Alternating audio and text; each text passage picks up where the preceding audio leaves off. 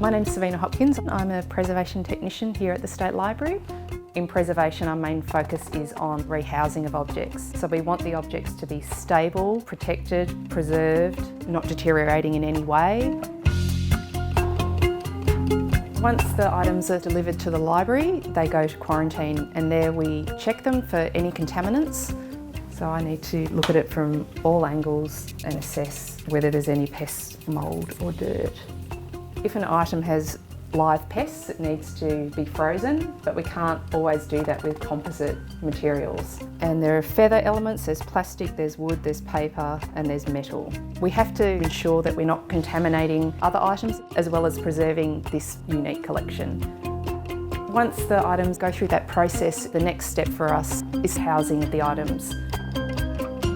Well, my role in relation to the Valleymeyer Archive is a hands-on role involving custom boxing of her artist boxes and jewellery and other objects, also including her visual diaries.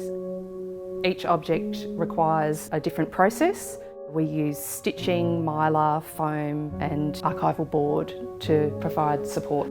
So here we've got this rather nondescript little box here. When we get a collection like this artist box, we will take those objects out, sort them into groups, work out the size of the enclosure and measure them up, order a box in, get the dividers and map it out like you're trying to work out a jigsaw puzzle without the map. But it's challenging and it's very rewarding.